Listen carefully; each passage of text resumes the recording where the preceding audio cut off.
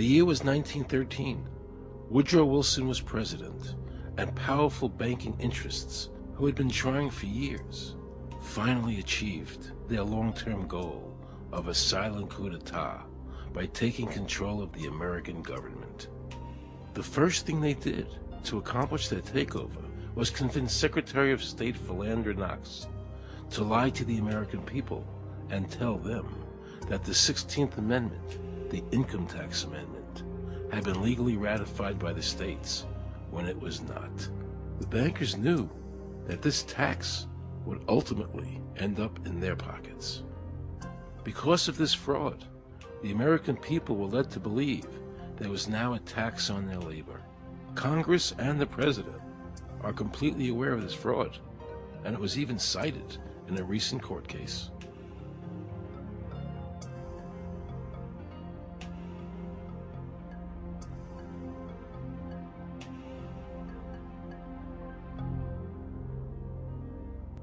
That very same year, the bankers committed their second and by far the most diabolical fraud ever perpetrated on the American people by bribing senators to pass the Federal Reserve Act without the required constitutional amendment.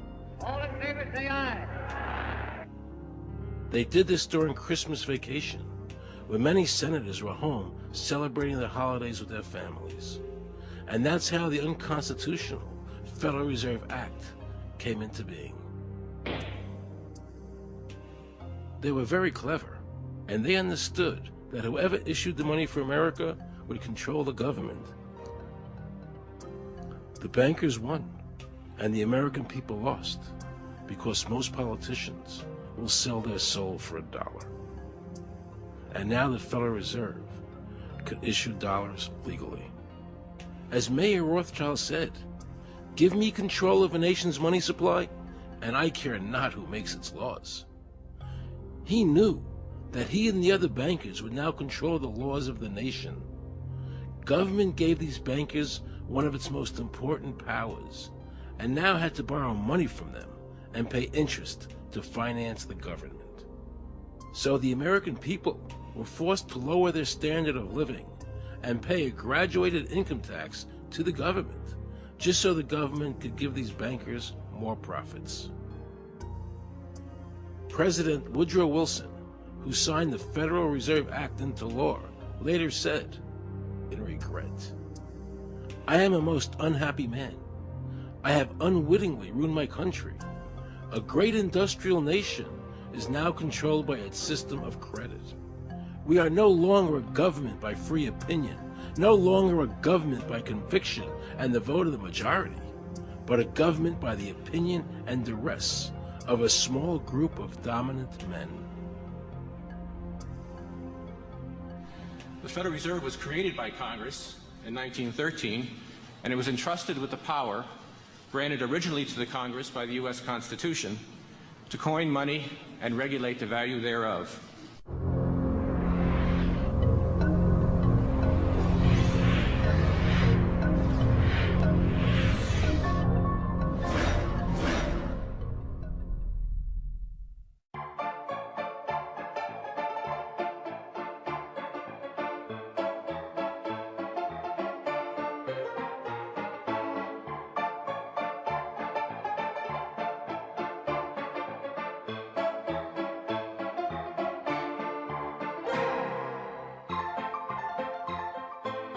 What's your name?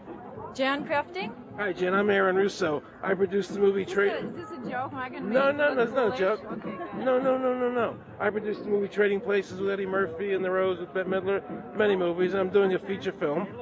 And my film is about my quest to find out whether or not people pay income taxes. Do you pay an income tax? Yes, I do. You do? Yeah. Have you ever seen a law that requires you to pay an income tax? Have I ever read it? You mean in the page, black and white? No, Yeah. no. So you pay the income tax, I assume? Of late. Well, actually, no, I didn't file last year, but I'm sorry, is this on film? No, I paid my tax. My question to you is, have you ever seen a law that says you have to pay an income tax?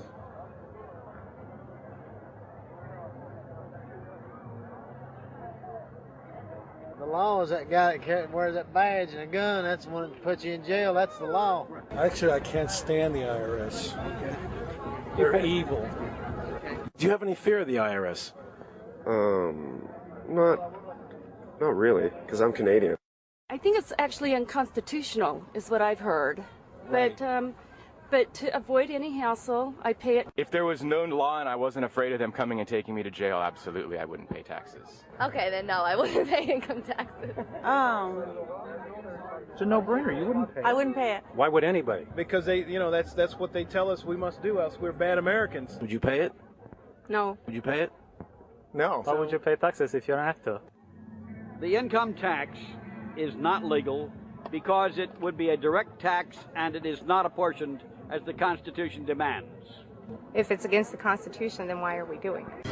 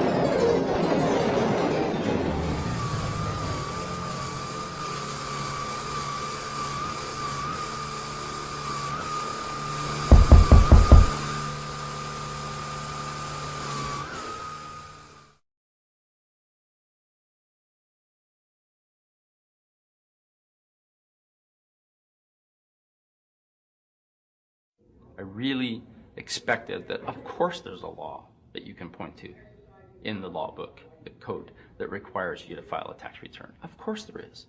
Maybe I don't know what it is right then as he was speaking to me, but sure. So naively, I agreed to go off and research it and get back to him. 3.5 months later, I was at that point where I couldn't find the statute that clearly made a person liable, at least not me and most people I know. And I had no choice in my mind except to resign. I had to leave the IRS because I presented evidence that I had accumulated indicating that the agency was violating the law and violating people's rights. And I asked the agency for a response to my sincere concerns. And the answer I got was that they would not respond to my concerns and that they would provide me with the paperwork necessary to tender my resignation. But We the People Foundation for Constitutional Education put a full-page ad in the USA Today on July 7th, 2000. And within the body of that ad was a $50,000 challenge for anyone that could show the law. And to me, $50,000 is a lot of money. So I went after that and did the research based on the fact that I thought, let's put this baby to bed. I'm hearing all these rumors. I'm going to kill two birds with one stone. I'll answer these people's questions that are asking me, and then I'll win this $50,000. And, based on the research that I did throughout the year 2000 and that I'm still doing, I have not found that law. I've asked Congress, we've asked a lot of people in the IRS commissioners, helpers. They can't answer, because if they answer, the American people are going to know that this whole thing is a fraud. I was surprised to hear these highly trained and decorated IRS agents telling me there was no law requiring American citizens to file a 1040 or to pay an income tax on their labor. I haven't filed an federal income tax return since I left. I have not filed a tax return since 1999. Approximately 67 million people don't file an income tax return. I made a decision to go to Washington so I could attend the We the People Foundation press conference. They were going to serve a class action lawsuit on the IRS, signed by over 3,000 people, because the IRS has refused to show the law that makes Americans liable to file a 1040 or to pay an income tax on their labor. I was very curious as to why the IRS refused to show the law, as it seems such a simple thing to do. Yet I was skeptical about the Foundation's claims. There had to be a law, right? I mean, we've all been told over and over and over again that we had to pay income taxes. No answers, no taxes. No answers, no taxes. No answers, no taxes. Most people believe that the income tax system is legal and that the revenue from the tax is used in the public interest. However, there is a substantial, conclusive body of evidence that proves that our income tax system represents the most pernicious form of tyranny. It is the greatest hoax ever perpetrated by government against the working men and women of America.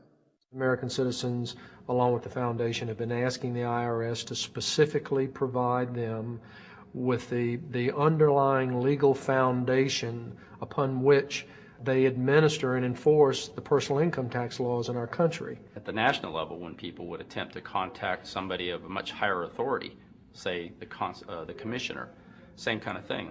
They would get answers that were in effect non-answers. There are a group of people standing outside today who assert that no law requires you to pay taxes and that you will not answer their petition to the government as to whether they're required to pay taxes. Are they required to pay taxes? I've been paying my taxes ever since I had my first job, and I think it's a fundamental construct of our nation that those of us who expect and demand the services from our government that the government provides, be they the protection of our country through the military, or be they the education of our children, or be they the protection of our environment, that we must pay for those services. So yes, I think there is a fundamental obligation, and that it's an understood and well accepted one.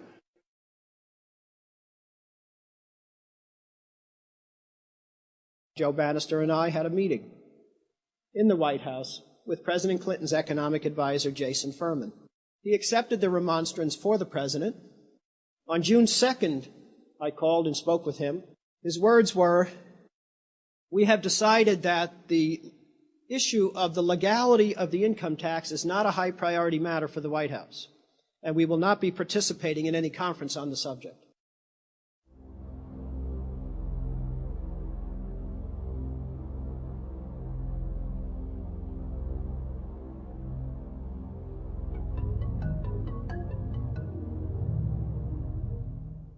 I decided not to eat until my death or until the government agreed to send their experts to meet with the experts from the tax honesty movement. And with the help of Congressman Bartlett, a deal was made. I'm very pleased that through these several trying weeks and now months, that we have secured the agreement of the IRS and the Justice Department, because some of the questions are beyond the purview of IRS, that they will both attend a public symposium where these issues can be formally addressed. Last Thanksgiving, DOJ and IRS notified Congressman Bartlett that they would not participate. Congressman Bartlett then waited until late January. He informed me that he would not be participating. Why do you think you've been able to get away with not paying or filing your income taxes for so long? Well, first of all, I've not gotten away with anything. I'm not hiding from anyone.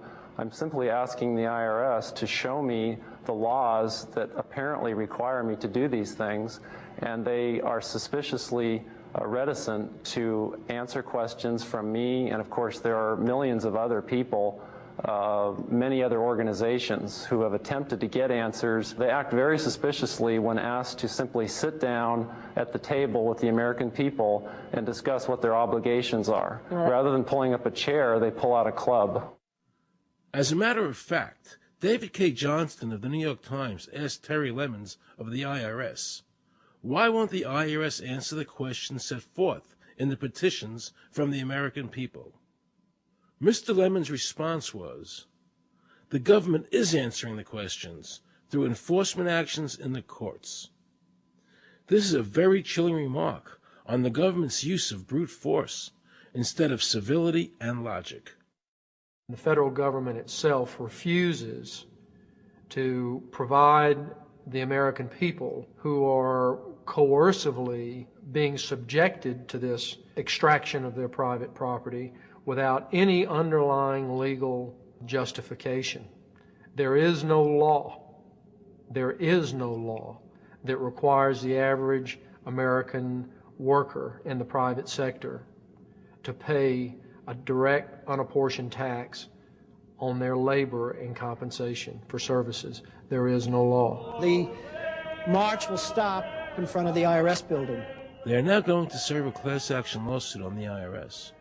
Very courageous. My name is Charles Bell, and I'm here to serve this complaint on behalf of the American people to the Internal Revenue Service. The complaint is accompanied by an affidavit that's under the hand of Robert Schultz. Case was served. We'll call you with the case number. Case has been filed. We'll call you with the case number. Thank you. Okay, thank you. We appreciate your time. America, baby!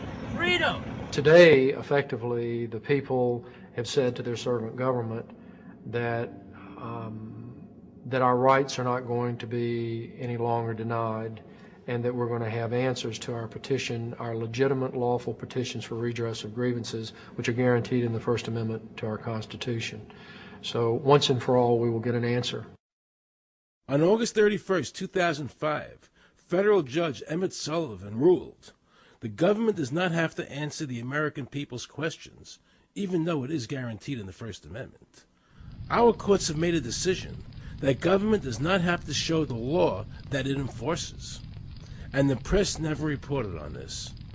Have we given this judge the authority to overrule the Constitution, the very foundation of American life?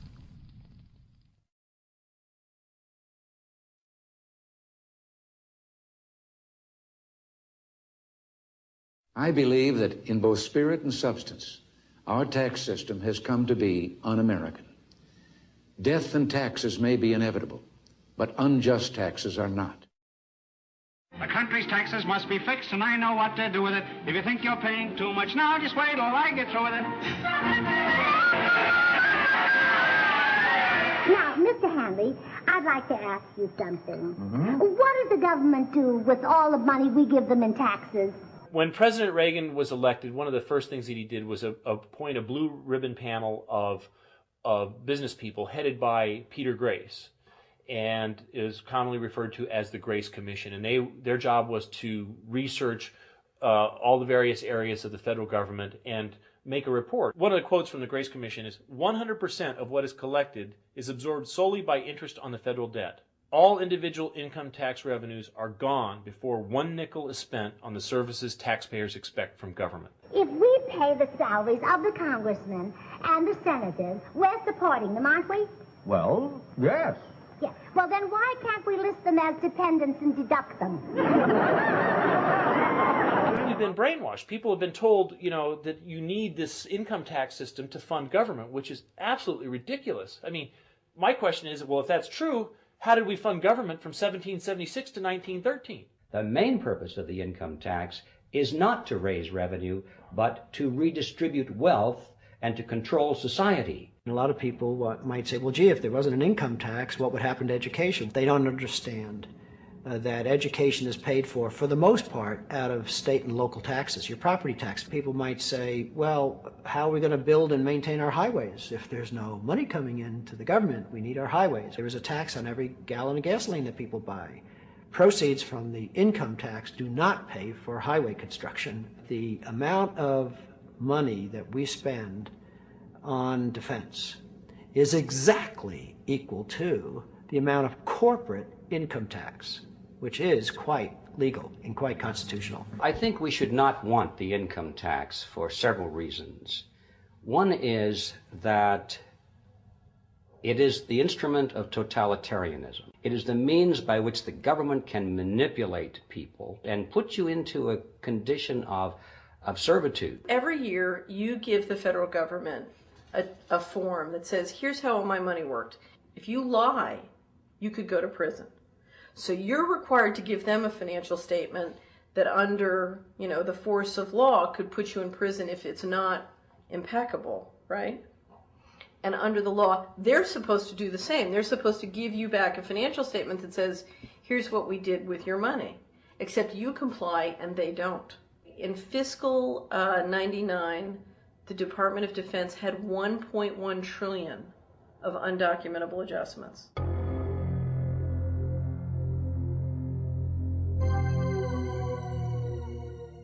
The following year, they had 2.3 trillion of undocumentable adjustments.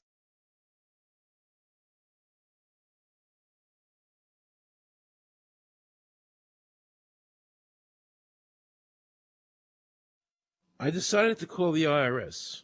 I spoke to Anthony Burke in Media Relations. He was very nice to me, and I explained to him that I was an award-winning film producer and that I was doing a documentary on the IRS. He seemed a bit stunned by this, then explained to me that Commissioner Everson nor anybody else would go on film to discuss the income tax. But he did say he would call me back. I thanked him for that, but I couldn't help wondering, why was the government making it so difficult for people to see the law? So I decided to bring my crew down to the IRS building to see if I could find some employees to interview. And here's what happened. I said you cannot film me, that's it. Who are you to tell me I can't film here? What's the law? Just tell me where the law is that says that. Can you show me the law that says I can't film here? Is America a free country? I told him they couldn't film here, and he's asking 9 million questions. I told him that's a federal government law. Hey, I told him he couldn't film here. He's telling me he's a citizen and all that, so... I told me I couldn't film him, and I'm saying, where's the law that says I can't film here? And I'm asking another question, sir. Then Homeland Security showed up, because I was such a threat to Washington. You got a driver's license up? Yeah, I do. Put that away for me. After convincing Homeland Security I really wasn't Osama bin Laden, I kept wishing the IRS would allow me to interview somebody. Why wouldn't they show the law? What were they so nervous about? I began to have a frightening thought. What if it was our own government we had to be afraid of? With that disturbing thought in my mind, I went to see a group of tax experts. You can look through the statutes and look for the law that requires you to pay. And when you do that, you can't identify a law that requires the average person in America who earns a wage and works in private business to pay an income tax. The Constitution allows for two kinds of taxes. They're called direct and indirect. The federal government in the Constitution can tax almost anything, as long as it apportions the tax if it's direct.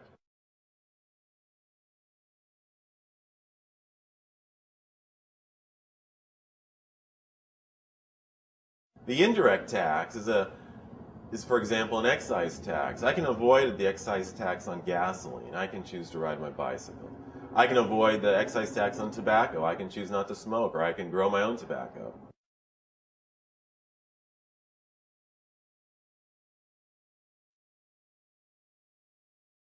The income tax which is being applied now doesn't meet the criteria of either direct or indirect taxes. The IRS claims that in 1913, the 16th Amendment, the Income Tax Amendment, allowed the government a third form of taxation. What was the Supreme Court's ruling on that? The Supreme Court in the case of Stanton versus Baltic Mining. I mean, what could be clearer than this? The provisions of the 16th Amendment conferred no new power of taxation. The Ruschauer case also said that the 16th Amendment did not impose any new taxes and did not change any of the taxing restrictions of the Constitution. There were also several other major Supreme Court cases in that same period from 1916 up until about 1923. Stratton Independence versus Hobart, Southern Pacific versus Lowe, Bowers versus Kerbo Empire, Burnett versus Harmel, Doyle versus Mitchell. It's actually very simple. Congress tried to enact an income tax in 1894. The Supreme Court said that's unconstitutional. When the Supreme Court says something is unconstitutional, it's unconstitutional. They tried again in 1913, and the Supreme Court said the 16th Amendment conferred no new power of taxation. So, if they didn't have it then, and they didn't get it, they don't have it. There is no constitutional basis for a tax on the wages of Americans living and working in the 50 states of the Union. Period. End of argument.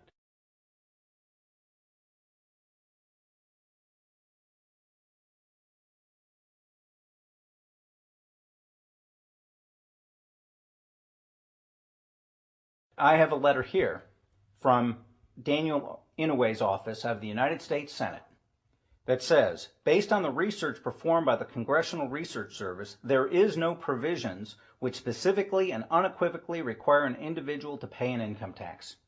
Period. End of story.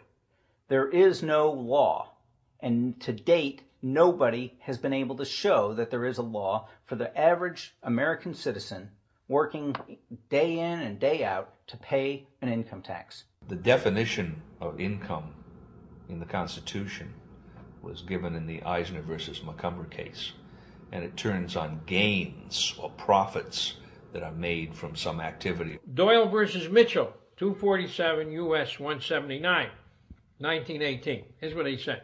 The idea of gain or increase arising from corporate activities. In other words, it doesn't mean wages, it doesn't mean dividends, it doesn't mean alimony. It means a gain or a profit arising from corporate activity.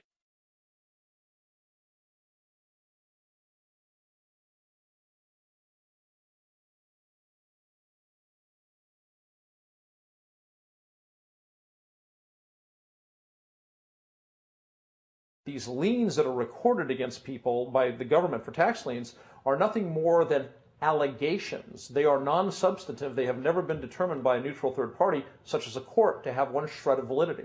If you ever get a notice of an audit or anything else, the first thing you should do is a Freedom of Information Act request for records that they're using to substantiate or justify the audit. There is nothing in the Internal Revenue Code that creates any such thing as an income tax evasion or crime. There's nothing in the code that allows IRS agents to seize property. The government is involved in judicial blackmail.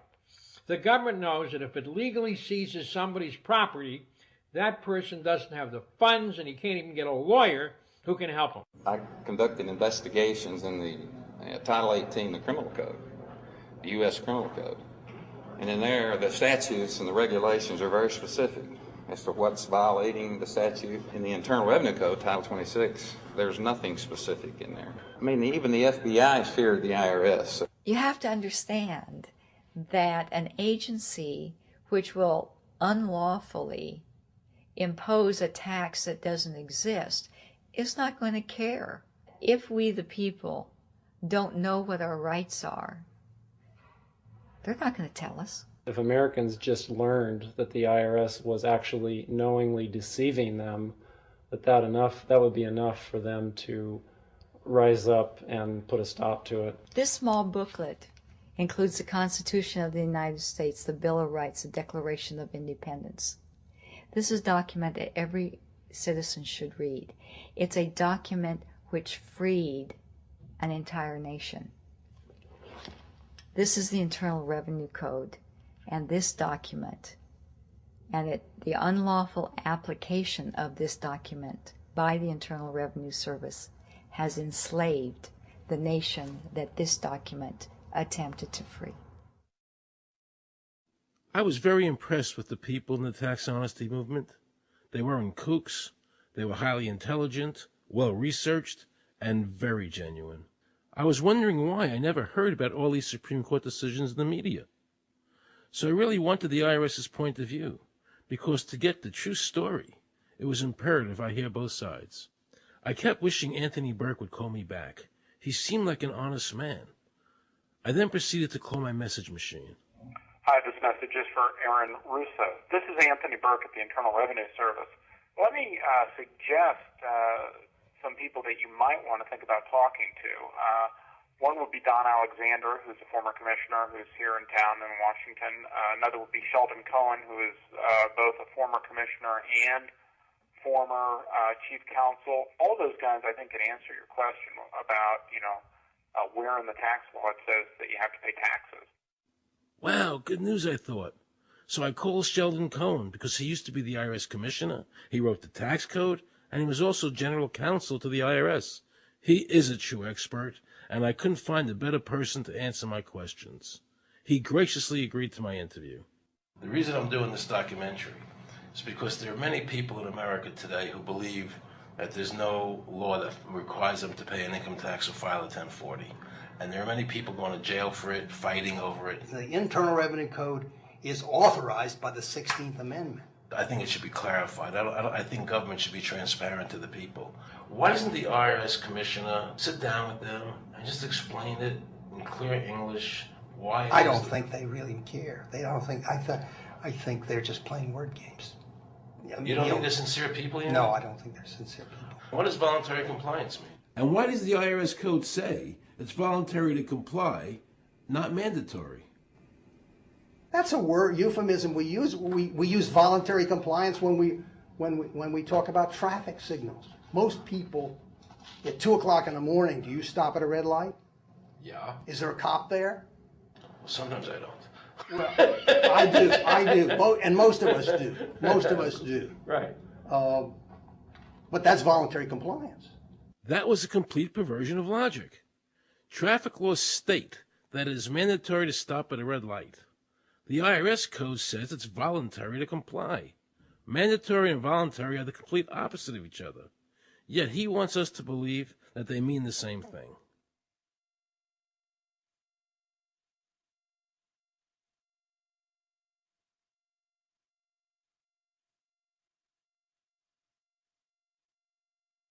So can the government criminally prosecute somebody of information put on their 1040? Yes. Right, so doesn't that violate the Fifth Amendment? No. But the Fifth Amendment says I don't have to do anything that incriminates myself. Well, it doesn't incriminate you to put your income down. But you said before I could be put in jail for it. The commissioner wants us to believe that although the IRS demands that you fill out the 1040 and you can go to jail for it, that they are not violating your Fifth Amendment rights of self-incrimination. That is absurd. Isn't it true that the word income is not defined anywhere in the Internal Revenue Code?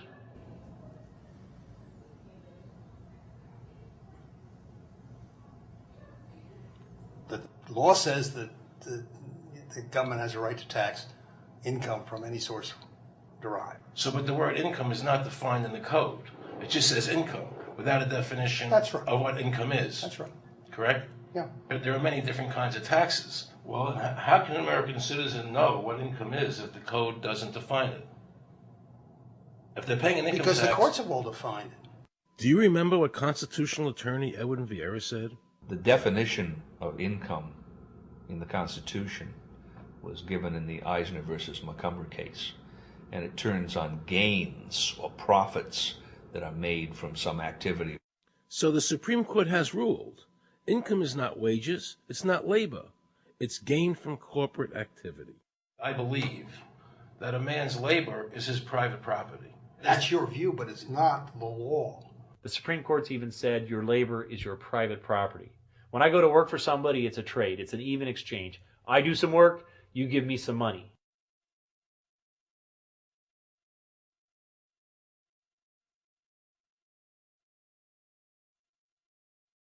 In 1916, we had the Bruce-Shaber case and the Stanton case. And the Bruce-Shaber case and the Stanton case said that the 16th Amendment gave the government no new taxing power.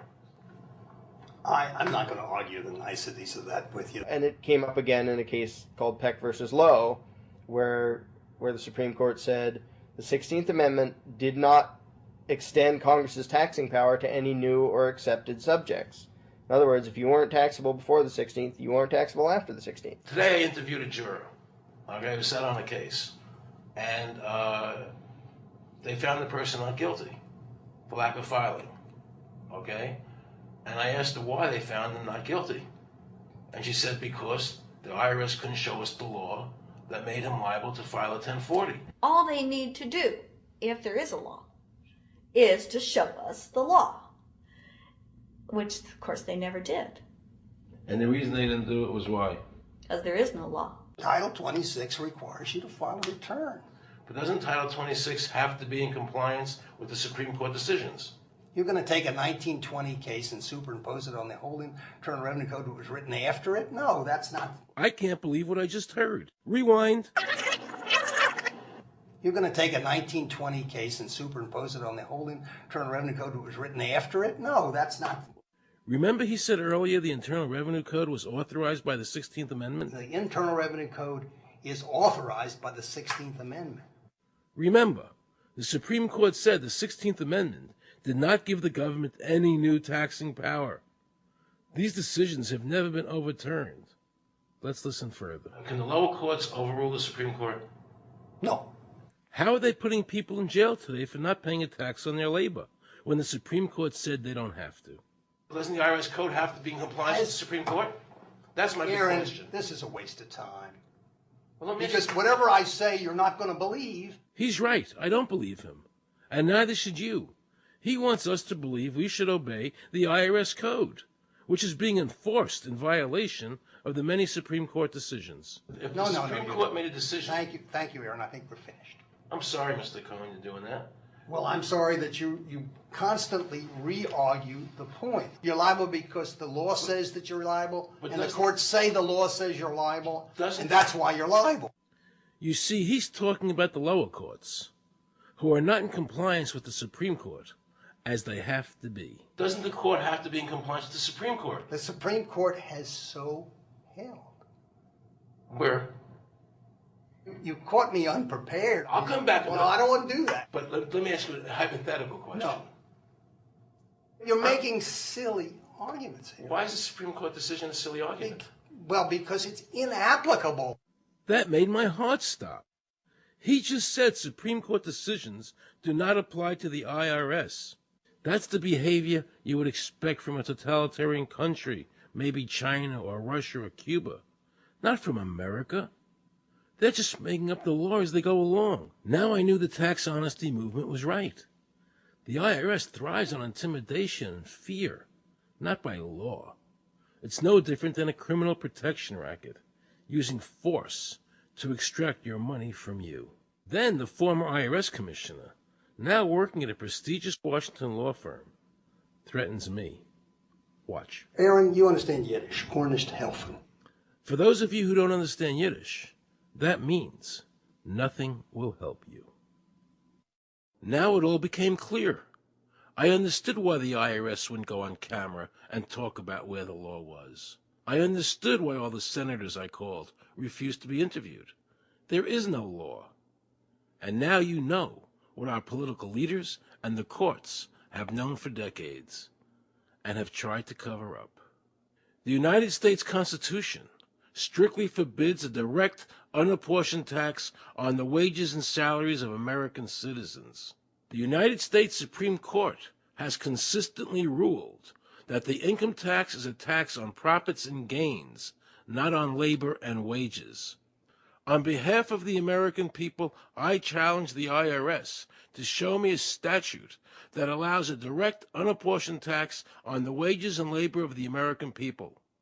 And if I'm wrong, I will give my most humble apologies to the IRS. If the IRS is wrong, and there is no law, then every person who's been jailed should be let out of jail immediately, and any assets seized should be returned to their rightful owners. If this is a nation of laws and a free country, then the IRS should show the law to the American people.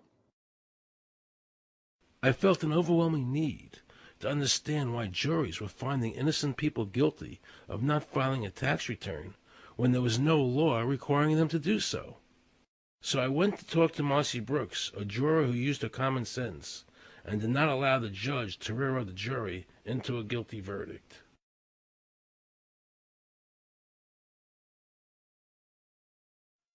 He was being tried for 4 counts of not filing his income tax. Okay. And our question was, well, what is to decide? Either he did or he didn't. It never occurred to us that he might actually be innocent while at the same time not filing. In the federal government, it is not a felony not to file taxes. Finally, they said, okay, if we're going to get this guy, we're going to have to put it in the state. They called up the IRS agent, Agent Craner. Craner? Yeah. Robert Craner. Mm-hmm. This is Ken Doherty, who's also an investigator with the Illinois Department of Revenue. This is a request for a copy of the delegation of authority order. Right, and I talked to my boss about that, and he said that my badge is that. Badge is the authority. I thought it had to be in writing. The last question that the defense asked him was, did you write any of this down? And Agent Craner looked right at him and right at us, and he said, I never wrote anything down. And yet when we saw the video, there he was, writing notes, you know. And so I'm thinking, okay, at this point, the judge is supposed to say, Agent Craner, it is clear that you have committed perjury. It wasn't even noticed. It finally came to the climax. Mr. Harrell looked right at the prosecutor, and he said, I will tell you the same thing I have told over and over again to government officials.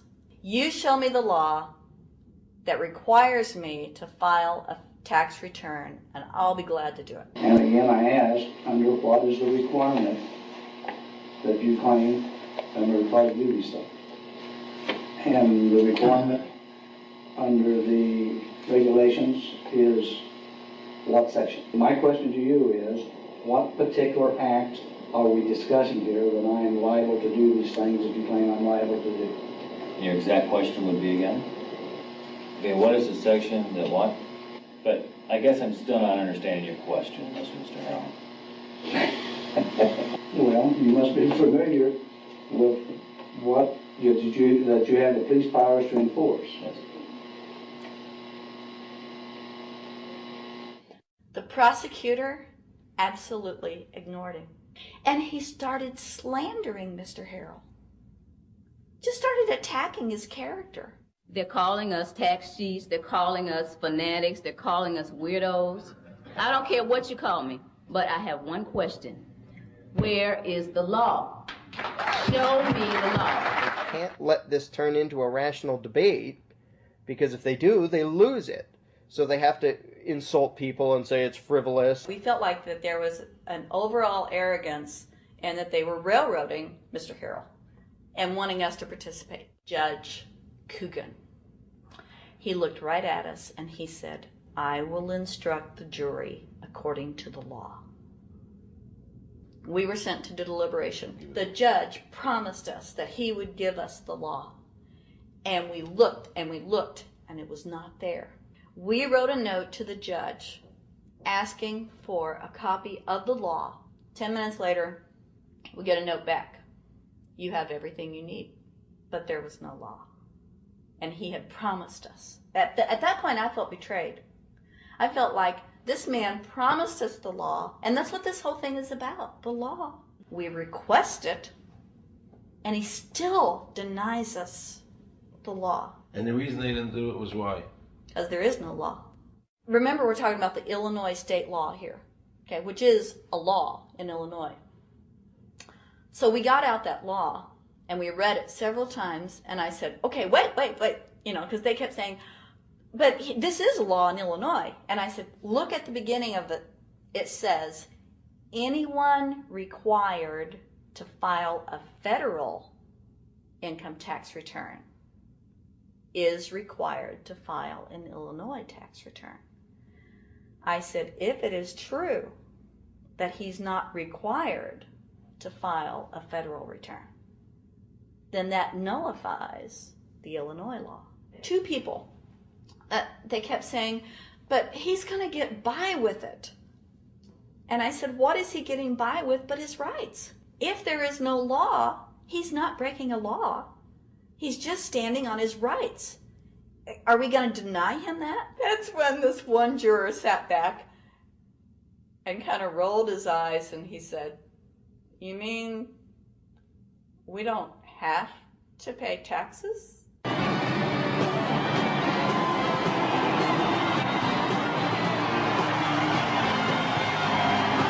All of a sudden we realized that this trial was much bigger.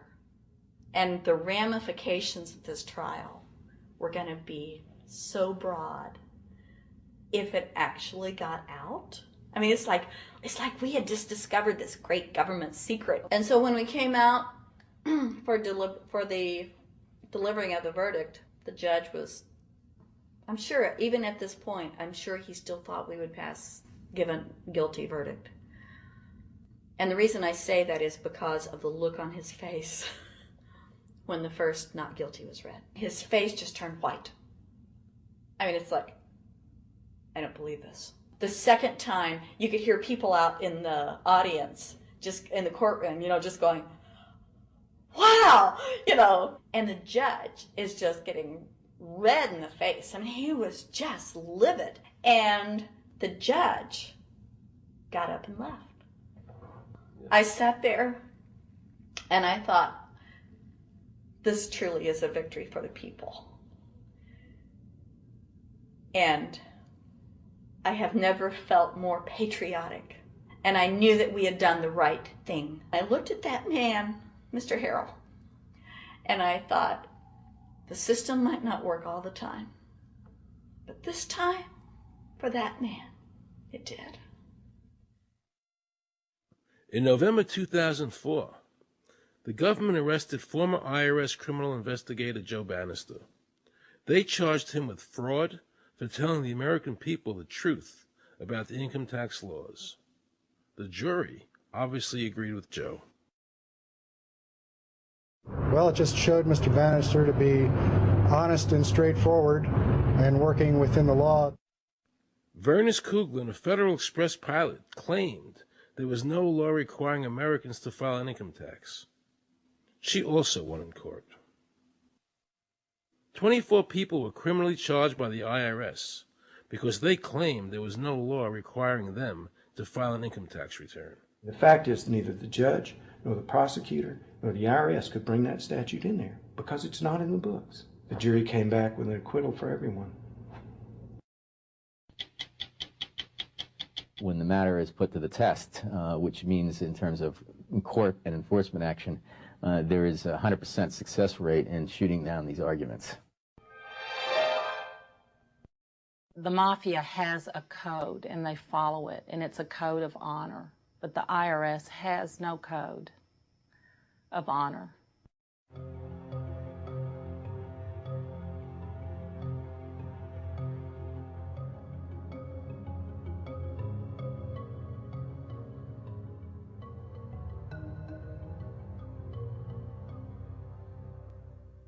Meet Judge Dawson, a federal judge presiding over the Irwin Schiff tax case, who denied Irwin the ability to prove to a jury that there was no law requiring Americans to file an income tax return.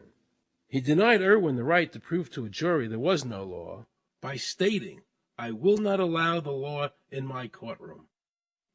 But the judge made sure the government never had to show the law as written by telling the jury, "You must follow the law as I give it to you."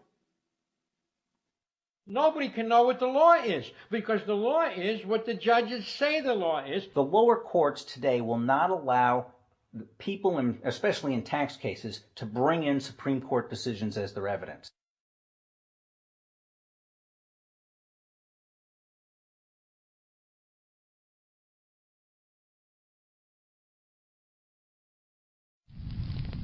Here we have a federal judge railroading an American citizen by saying Supreme Court decisions are irrelevant. And again, nothing from the press defending our freedoms.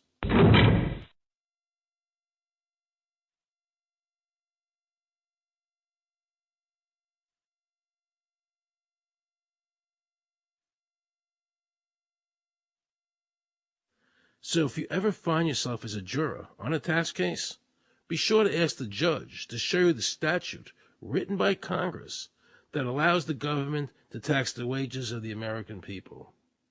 If the judge can't show you the law, then how can you possibly, in good conscience, convict someone and destroy their life?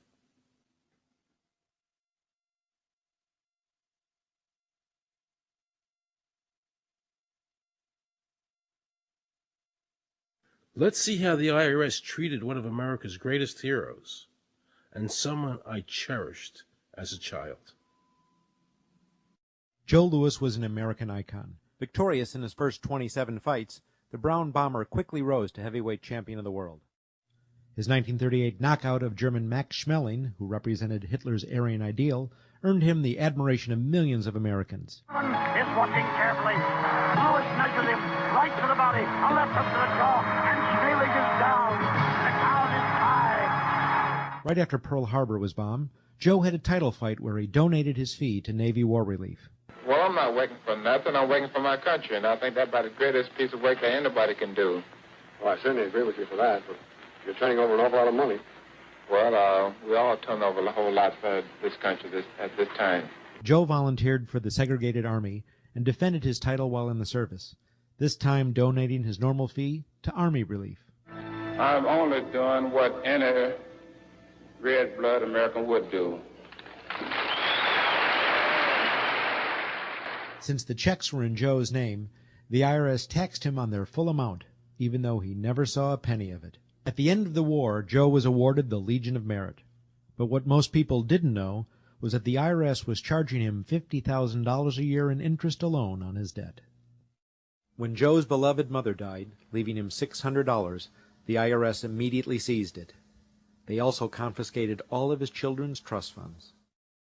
Joe was forced to continue fighting until he was 37 and out of shape, just to pay off his ever-mounting debt to the IRS, which grew to $1 million, $100,000 a year just in interest. At the end of his life, Joe was forced to become a greeter at a Las Vegas hotel just to make ends meet. It was a shameful thing to see a man like him, great fighter, great human being humiliated and destroyed in this manner, because after all, when you owe Internal Revenue money, no matter what you have, they take away from you. And they took a lot away from Joe Louis.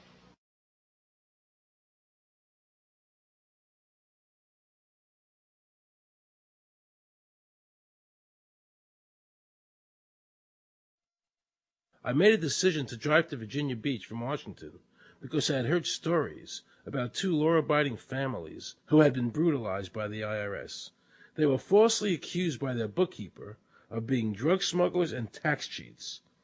And incredibly to me, without any investigation, the IRS proceeded to raid their place of business and their homes, even though they had done absolutely nothing wrong. On Saturday morning, 4 different raiding parties proceeded to raid 4 locations on a Saturday, the day before Easter. I was the manager on duty, and I was up in the deli, and people came through the door. How many came in the door? Maybe about 15 or 20 people. 15 to 20 armed agents. With dogs, with guns. They made me get everybody they went in the kitchen, they went in the deli, they went all over the whole restaurant, told all the customers, took forks out of their hands while they were eating their breakfast and told them they had to leave. I got the frantic call from Edie. And she said, something wrong. So anyway, I jump out of bed and I immediately run to the shower. I'm in the shower, and the next thing I know, I hear my son yelling, "Dad!" I went like this, and boom, I'm slammed against the door and I fall down with a gun in my head. And they're like, "Where's Scotty Miller?" And I'm like, "Dad!" That's all I'm doing is yelling. I'm scared, frightened to death. And then the next thing I hear is Mr. Miller, the shower curtain is jerked back. I've got a gun pointing at my head. Hold it right there. The screams from the little girls who were at a pajama party with my daughter. There was 4 little girls there with my daughter. Of course, mayhem. There were about 3 men in my bedroom with huge guns. He followed us and wanted to watch us get dressed, and I tried to shut the door, and he puts his foot in the door, like he's going to sit there and watch us change our clothes. And I was like, "Excuse me, no." My neighbors now are all standing out. Were you still naked? Well, they handed me a towel at that point. I had a towel wrapped around me. Did the towel fit? No, hardly.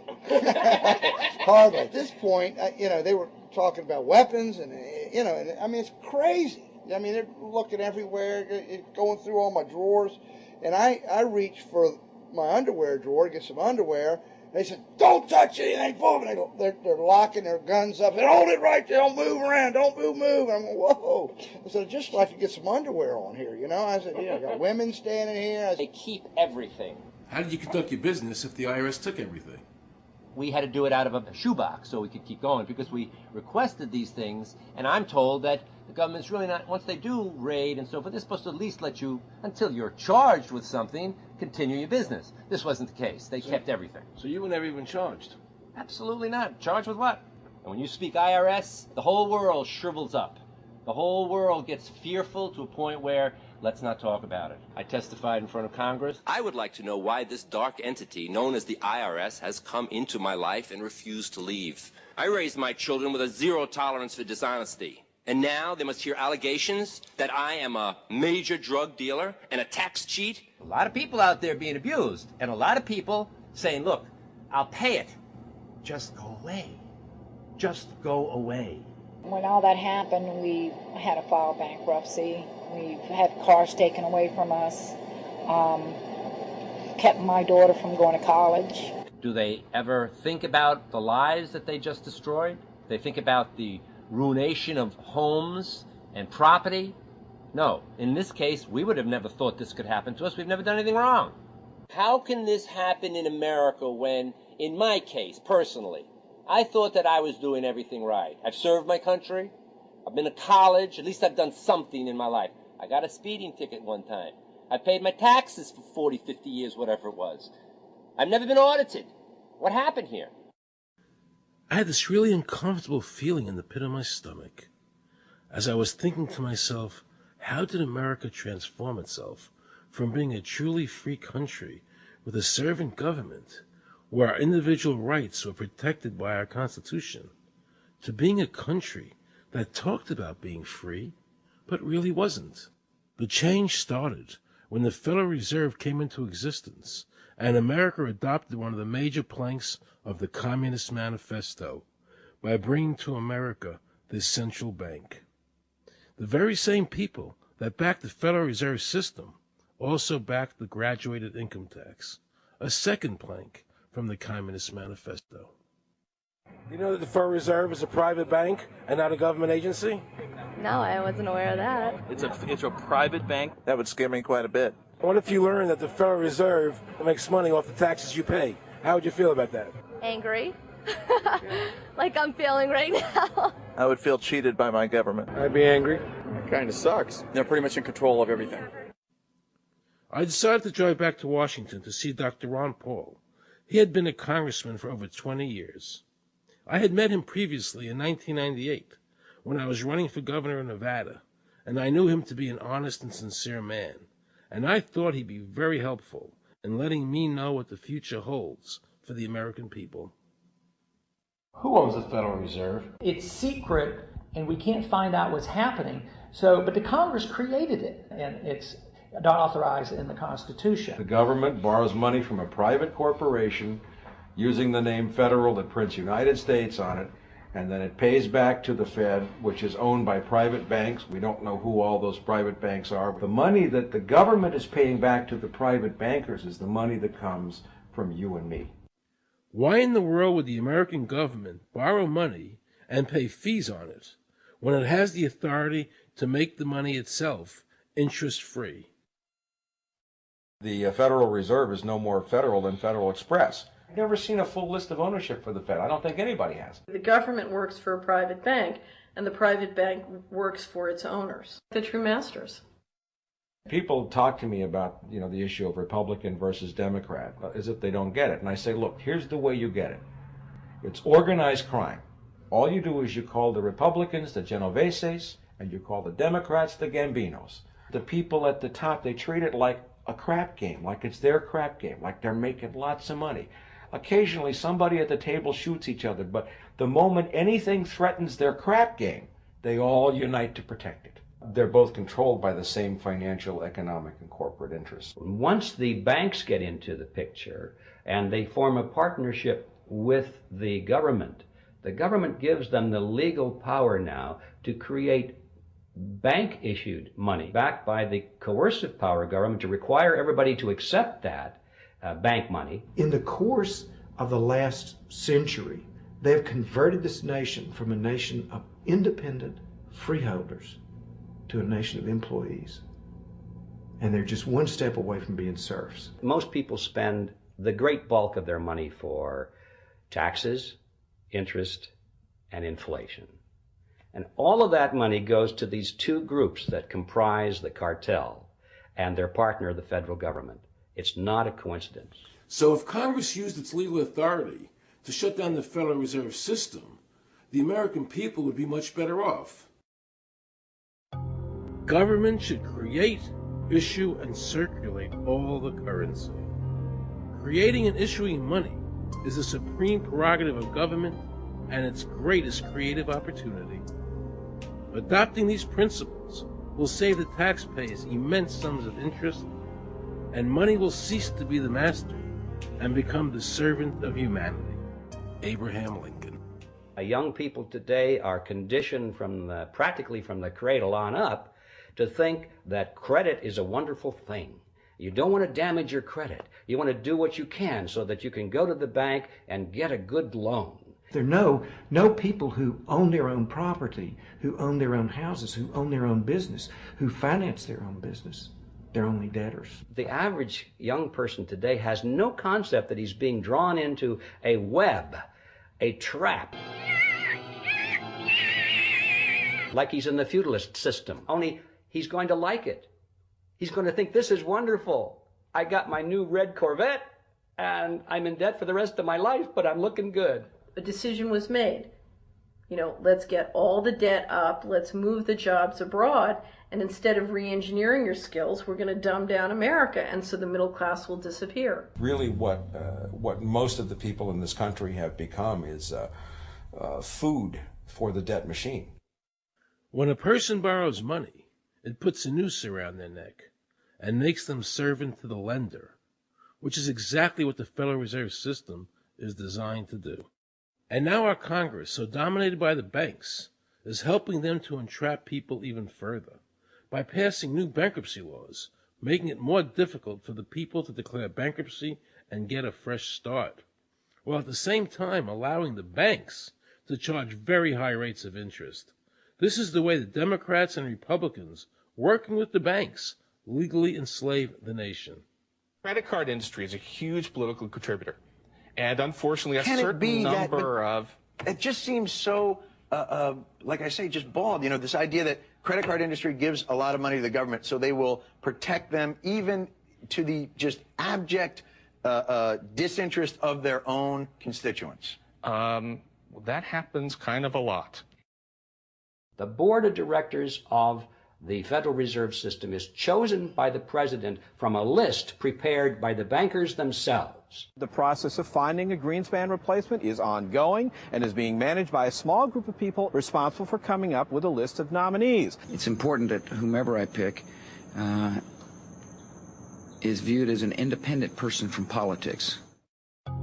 If the American people ever allow the banks to control the issuance of their currency, the banks and corporations that will grow up around them will deprive the people of all property until their children wake up homeless on the continent their fathers conquered. Thomas Jefferson.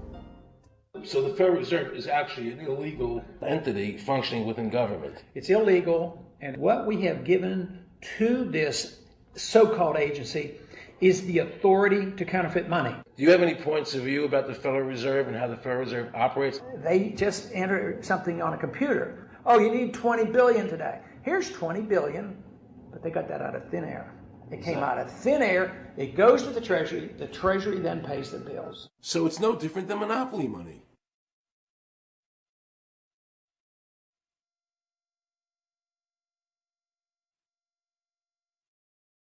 The cost of living is so high today because the Federal Reserve and the federal government have destroyed the purchasing power of the dollar.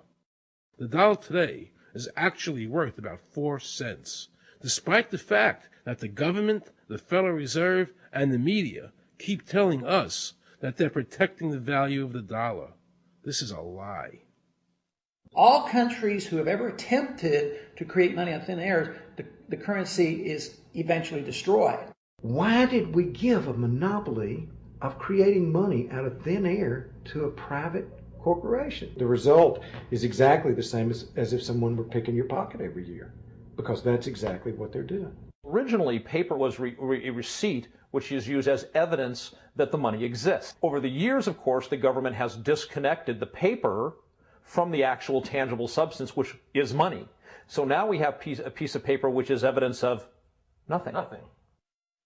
In the past, people were able to take their receipts, the paper, to the bank and get the real money, the gold, in exchange for the receipt.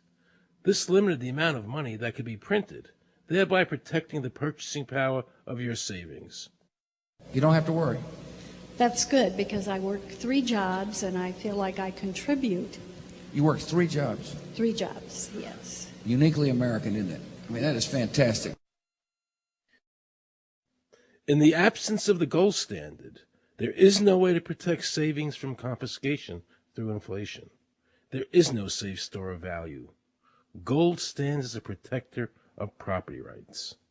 Alan Greenspan, before he went to work for the Federal Reserve System. Now Alan Greenspan and the other central bankers want you to believe that the receipt, the paper, is the real money. This is nothing more than sleight of hand. It's a magician's trick. Because for them to maintain control over the government and the people, they have to convince you that this paper is really money, because that is the essence of their power and our powerlessness to maintain control over our own government.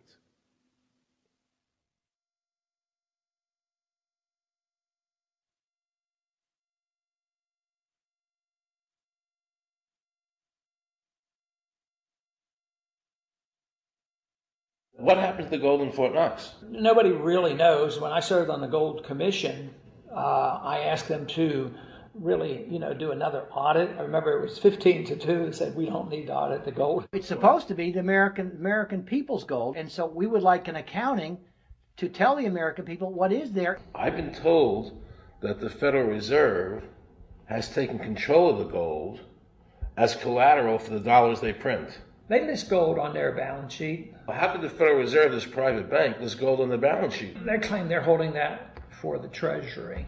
So that puts private bankers in control of the American gold. They could have taken all of America's wealth. That's a possibility. Shouldn't the Congress stand up and say, where is the American people's gold? They're not audited. They control the money of America, and it's not audited? There is no audit. Oh, wait a second. Doesn't the Federal Reserve work underneath the Congress? Congress ignores their responsibility to do any oversight. The president really has no control, nor does the Congress have any control over this cartel. It just has the appearance of control. In the final analysis, the Federal Reserve bankers, with the help of the Democrats and Republicans in Congress, have swindled the American people. They have taken the true wealth of America, the gold, and given us a piece of paper in return.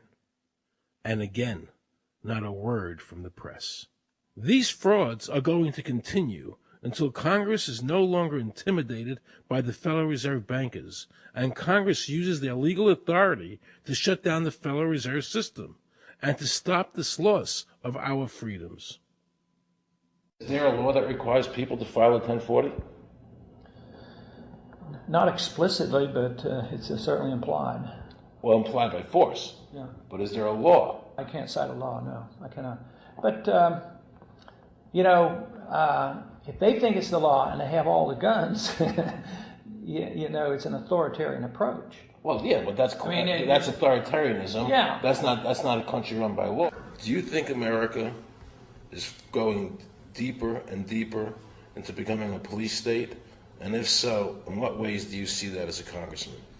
Yeah, I think we're moving in that direction because there's not much we can do without permission. The absence of a police state is that people are free, and if you don't commit crimes, you can do what you want. But today, you can't open up a business, you can't develop land, you can hardly do anything. You can't go to the bank, you can't go to the doctor without the government knowing what you're doing. And they talk about medical privacy, that's gone. Financial privacy, that's gone. The right to own property, that's essentially gone. So you have to get permission from the government from almost everything. And if that is the definition of a police state, that you can't do anything unless the government gives you permission, we're well on our way. This is something that people eventually, I hope, will get sick and tired of and say, enough is enough. I sincerely believe the banking institutions having the issuing power of money are more dangerous to liberty than standing armies. Thomas Jefferson. You must understand the Federal Reserve is a cartel made up of the major banks in America, and they are the ones that are running the show, not the federal government.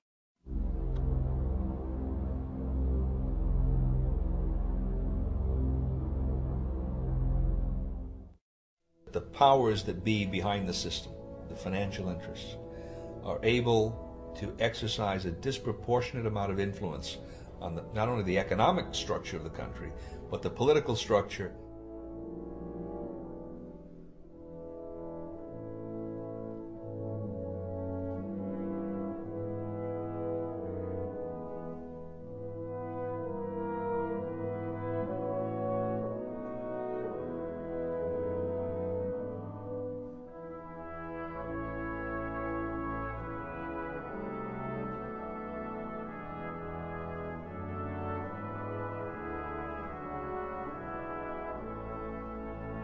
This would be like the ultimate reaching of government into our personal health lives, which would be unbelievable. And not even our government, some, bureaucratic, diffuse, multinational, secretive government.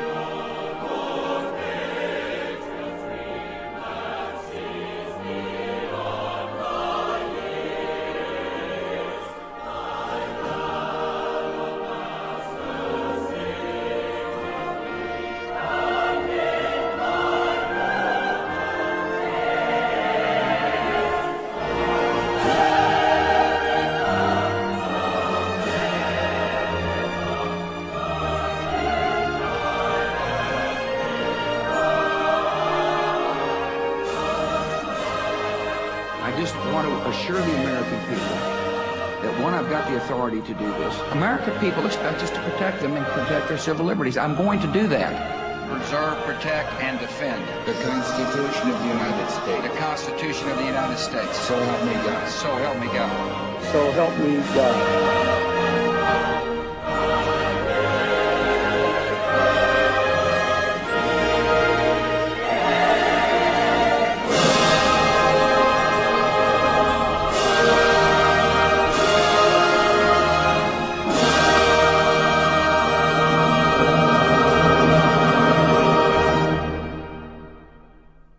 What happens if your own government is using more force and more coercion on its own citizens for the purpose of achieving its political ends? Is that government engaged in terrorism?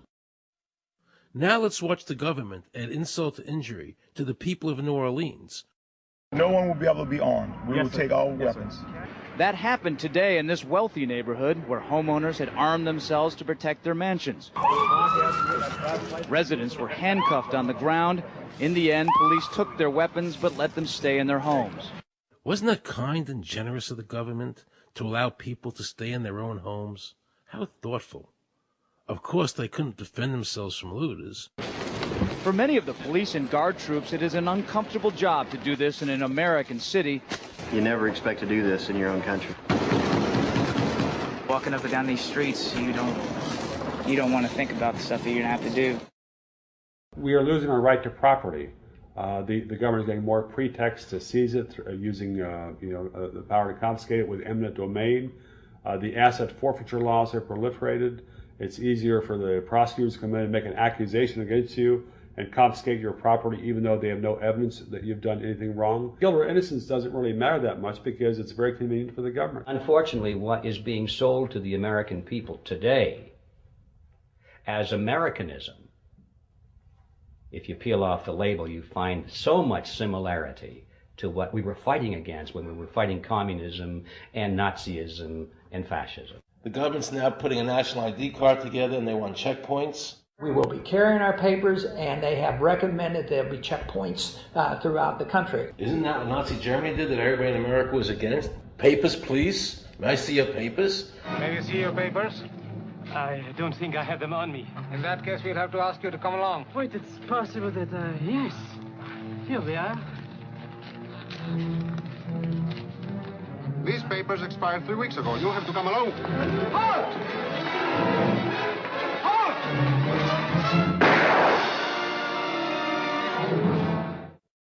The new legislation, the national ID card is in it. It takes 3 or 4 pages to describe, and it will be connected with our driver's licenses. The states will be instructed on exactly what they have to do. Social security numbers will be used. Some type of a physical proof, such as fingerprints or retinal prints, have to be on it.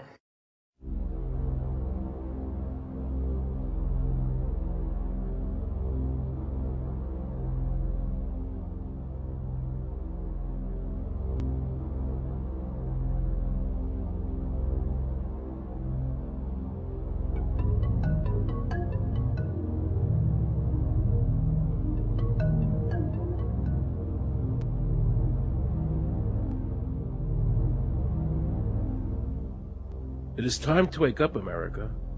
These ID cards are not about defeating terrorism, but they are all about controlling the American people. I arranged an interview with Catherine Albrecht, a leading authority on the RFID chip. Her book entitled Spy Chips is the definitive book on this subject. I wanted to find out just how dangerous these chips are to our liberties. RFID is a technology that uses tiny computer chips the size of a grain of sand or even smaller, hooked up to miniature antennas to transmit information about items at a distance. Back in 1999, Procter & Gamble, Gillette, and MIT got together to find a way to commercialize this technology and make it small enough, make it efficient enough, and make it low cost enough to, essentially, their dream is to put one of these tiny computer chips on every physical item manufactured on planet Earth. The latest technology for identifying people at the point of sale, for identifying people when they make purchases, is actually the implantable chip that you can actually embed directly into human flesh. It's a tiny glass capsule about the size of a grain of rice. It contains an RFID computer chip with a coiled antenna, and it can transmit information also at a distance.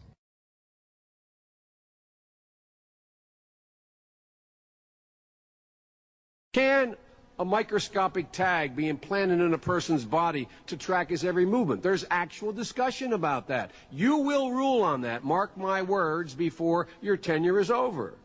Homeland Security folks, the Department of Defense, and others have expressed an interest in being able to more closely monitor the U.S. populace. And one way to do that, of course, would be being able to determine who buys what and where they take those things.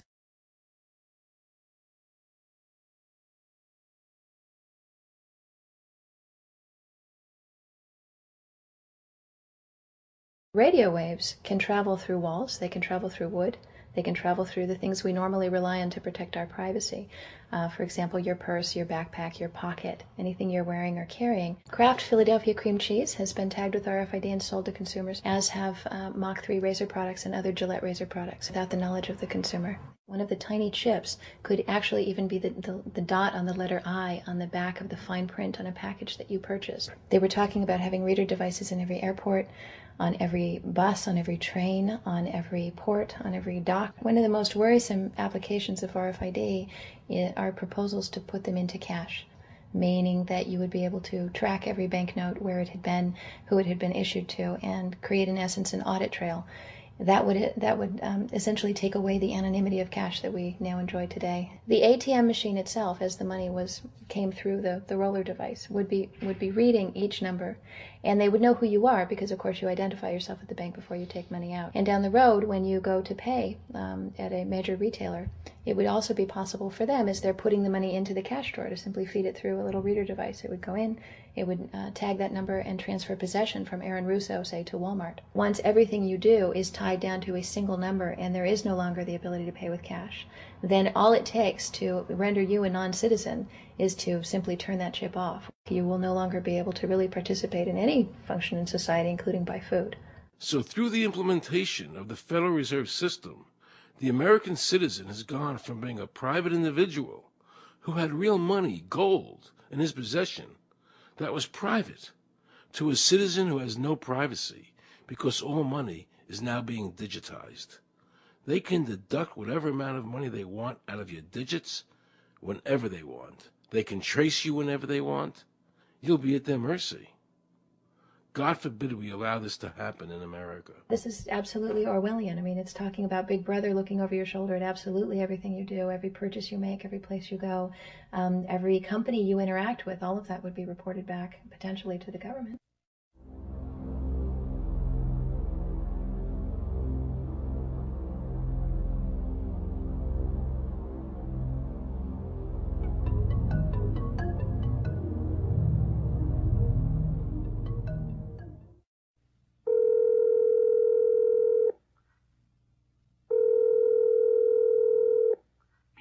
Guaranteed hot in 30 minutes or it's free. This is Mary. May I take your order? Hi, Mary.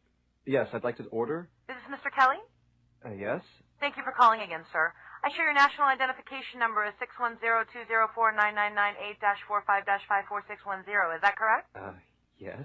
Thank you, Mr. Kelly. I see you live at 736 Montrose Court, but you're calling from your cell phone. Are you at home? I'm just leaving work, but I'm... Oh, we can deliver to Bob's Auto Supply. That's at 175 Lincoln Avenue, yes? No, I'm on my way home. How do you know all this stuff? We just got wired into the system, sir. Oh, well, I'd like to order a couple of your double meat special pizzas. Sure thing. There'll be a new $20 charge for those, sir. What do you mean? Sir, the system shows me that your medical records indicate that you have high blood pressure and extremely high cholesterol.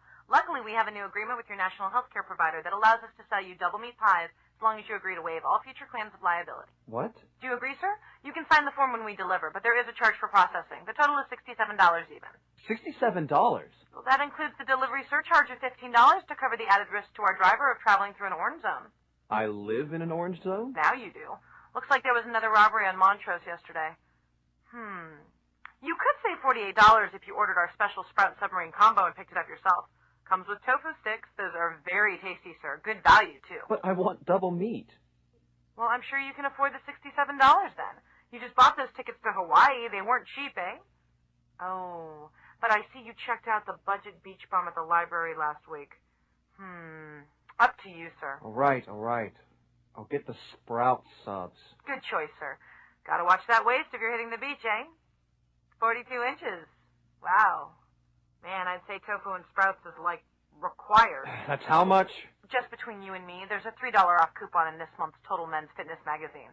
Your wife Betty subscribes to that, right? Anyhow, clip that and it's $19.99 even. Whoa, looks like you maxed out on all your credit cards. Bring cash, okay?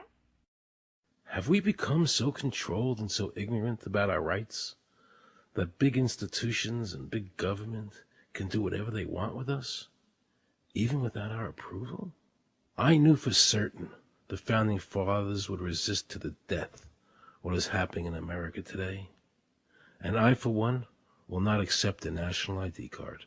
And if nobody accepts a national ID card, and nobody can board a plane without one, then let the airlines go bankrupt. And if you can't open a bank account in a big money center bank, then open an account in a small local bank. And if we can't walk into a federal building, I personally would consider that a blessing. Don't allow these institutions to dictate to us how we conduct our lives. This is America, and we have free choice. We the people have all the power, not the government. Government gets its power from us, not the other way around. Think of all the men and women who died in all our wars, fighting for freedom, not Federal Reserve bankers. Do you think they sacrificed their lives so that Americans could be chipped like a dog? So we could all have a homing device inside us? No. This ID card is the last step before they implant us. And that's precisely the reason nobody should accept one. And do you know what they're going to do? They're going to call on the propaganda machine, the media, and try and sell this as if it were in everybody's best interest. We're working on a product that we have called internally a PLD. PLD stands for Personal Locating Device, which is an implantable GPS for which our company owns a patent. The hybrid of the two of these products, being Digital Angel and Verichip is what we call PLD. PLD should be in prototype form by the end of this year, by December of 2002, and we are already working with the Food and Drug Administration as well as legislative agencies with these products and ultimately with the PLD.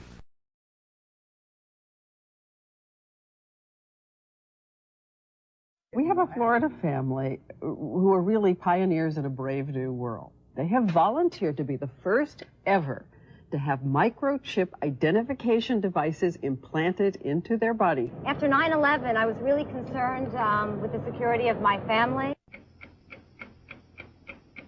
I wouldn't mind having something planted permanently in my arm that would identify me. Talk about identification papers. Watch what happens to a woman in Florida whose license was suspended. Get out of the car or I'm going to tase you. The next street off of Seacrest. But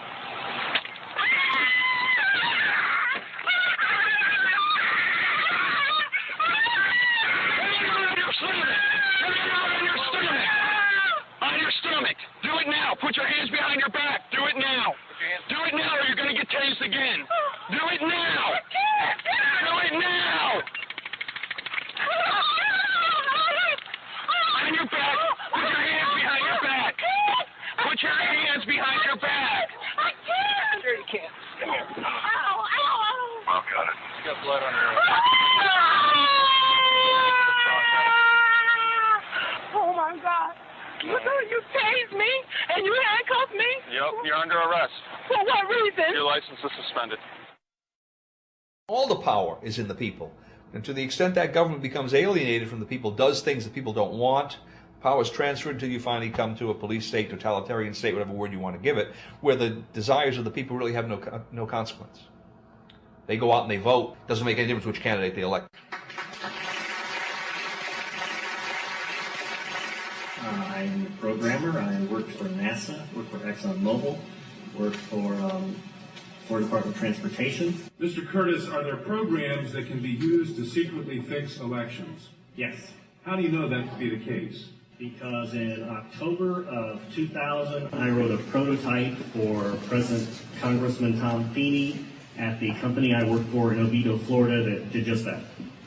And when you say did just that, it would rig an election? It would flip the vote 51-49 to whoever you wanted it to go to and whichever race you wanted to win. And would that program that you designed be something that elections officials that might be on county boards of elections could detect? They'd never see it. So how would such a program, a secret program that fixes the election, how could it be detected? You would have to view it either in the source code or you'd have to have a receipt and then count the hard paper against the actual vote total. Other than that, you won't see it.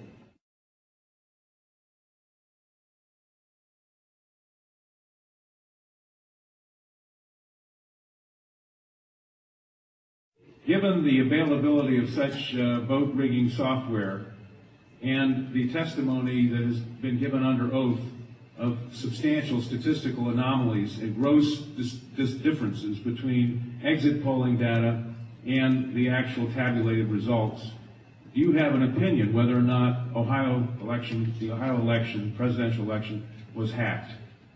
Yes, I would say it was. So in other words, there is absolutely no assurance whatsoever in anything with regard to these machines?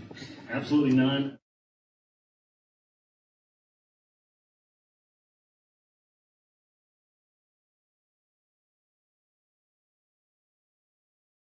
Anybody who trusts electronic voting machines should have their head examined.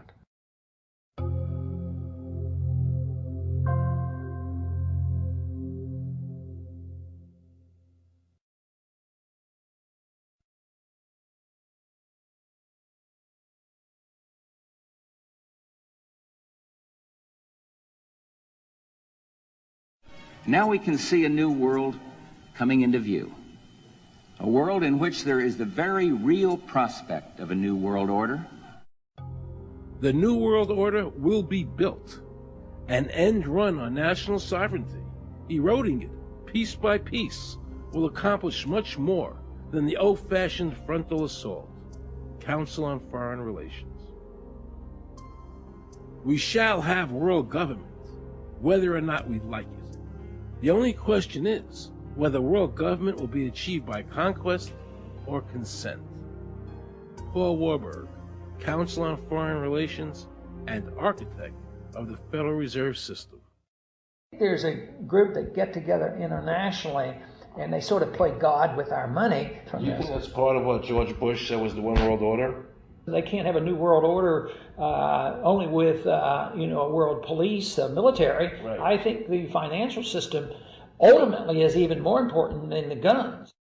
The central bankers of the world are working together to create a one world government, a global police state as sinister as anything George Orwell ever wrote about, where every person on the planet Earth will have an RFID chip implanted, where the bankers and the governments can monitor every transaction you make. A chip in everybody would be the universal monetary system par excellence, because there'd be no escape from it, and you'd be totally under the control of those who issue the electronic impulses in that chip. Their strategies are being accomplished through the World Trade Organization, the International Monetary Fund, and the Bank for International Settlements, which is the central bank for all the central banks of the world. Most people don't have a clue that these unelected private bankers actually control the governments of the world. They have financed and profited from every war since World War I without concern for humanity. The war in Iraq is an attempt by the Federal Reserve and their partner, the Bank of England, to control the Middle East and to make it a part of the New World Order. To defend the New World Order, U.S. soldiers will have to kill and die. Arthur Schlesinger, Counselor on Foreign Relations. Military men are just dumb, stupid animals to be used as pawns in foreign policy. Henry Kissinger, Counsel on Foreign Relations. Now let's listen to this quote by Robert Reich, a member of President Clinton's cabinet and one of his most trusted advisors. The dirty little secret is that both houses of Congress are irrelevant. America's domestic policy is now being run by Alan Greenspan and the Federal Reserve. America's foreign policy is now being run by the International Monetary Fund. When the president decides to go to war, he no longer needs a declaration of war from Congress. Dr. Carol Quigley, professor from Georgetown University, who was also President Clinton's mentor, said in his book, Tragedy and Hope, the powers of financial capitalism had a far-reaching aim, nothing less than to create a world system of financial control in private hands, able to dominate the political system of each country and the economy of the world as a whole. And then President Clinton's Deputy Secretary of State, Strobe Talbot, said, in the next century, nations as we know it will be obsolete. All states will recognize a single global authority. All these supposed free trade agreements, NAFTA, GATT, CAFTA, are truly nothing more than the governments of the world and the central banks working together to create a one-world government. They are not free trade. These treaties are government-managed trade, and they are destroying the American worker. Through these treaties, the bankers are actually beginning to control the laws of the world. The fact is that this relationship between the bankers, the government, and the huge multinational corporations is the very reason why the government no longer enforces its immigration laws.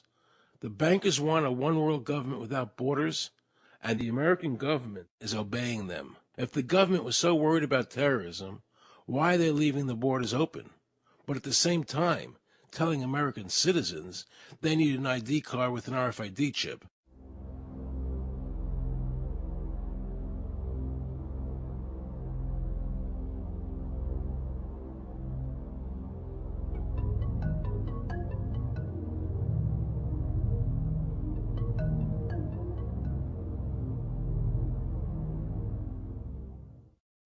The Bush administration's open borders policy and its decision to ignore the enforcement of this country's immigration laws is part of a broader agenda.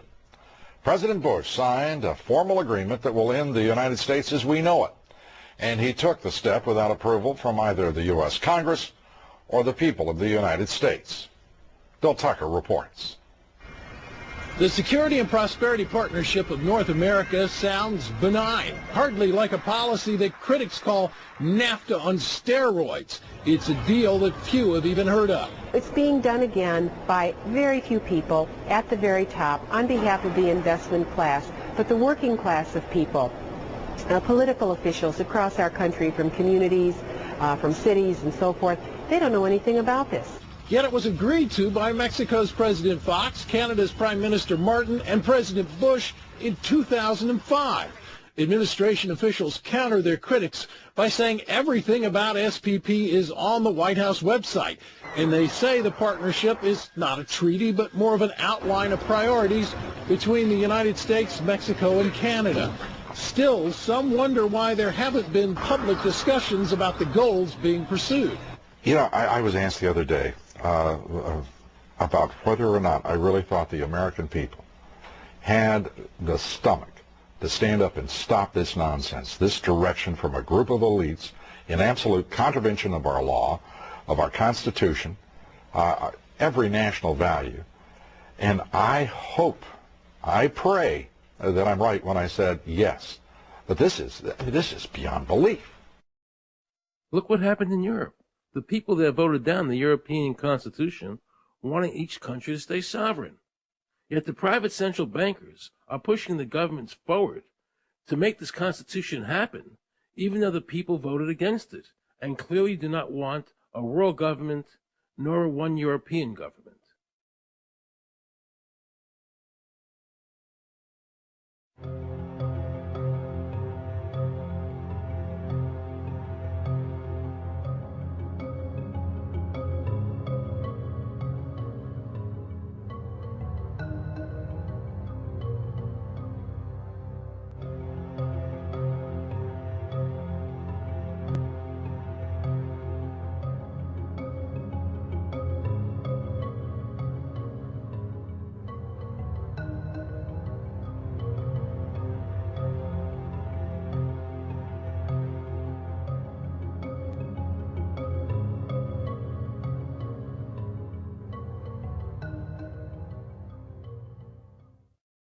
Now pay close attention to this quote by David Rockefeller, and you'll understand what is happening in the world today and where the American people are heading as a nation. We are grateful to the Washington Post, the New York Times, Time Magazine, and other great publications whose directors have attended our meetings and respected their promises of discretion for almost 40 years. It would have been impossible for us to develop our plan for the world if we had been subjected to the lights of publicity during those years. But now, the world is more sophisticated and prepared to march towards a world government. The supranational sovereignty of an intellectual elite and world bankers is surely preferable to the national autodetermination practiced in past centuries.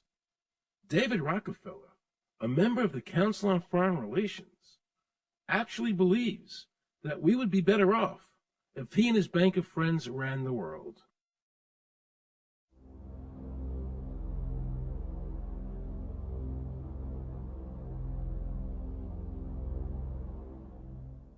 Benito Mussolini had a great quote about fascism. He said that fascism should be called corporatism more properly because it's the perfect merger of power between the corporation and the state. That's how we define fascism. And that's what we're seeing here. The media controls the information that a person gets. In various ways, they can make sure that the average American watching the tube or reading the newspaper is going to come out with a certain mindset. He's going to say, this is good, that's bad, and that's all they have to do. You look at the ownership of corporate media in this country. Who owns CBS? Viacom? Who owns NBC? GE? Who owns ABC? Disney? Americans have been taught to expect their salvation from government instead of recognizing government as the most dangerous threat they'll face in their lives. And the United States putting together a constitution now for Iraq. You know, why don't we just give them ours? I mean, think about it. It served us well for over 200 years, and we don't appear to be using it anymore, so what the hell?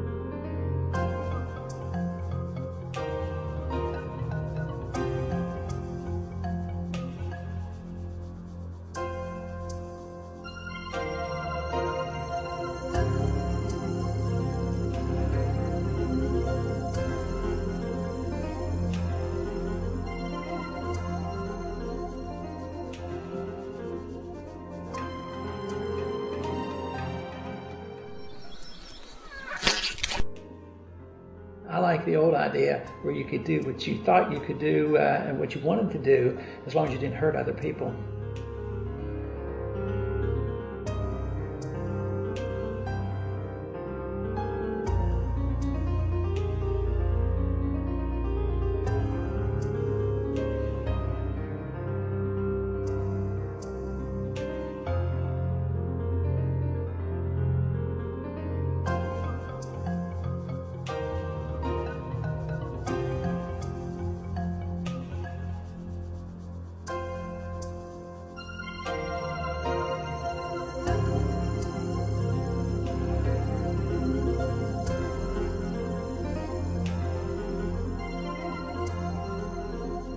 I think that the ultimate choice that's being presented to mankind is that it's time to either evolve or perish.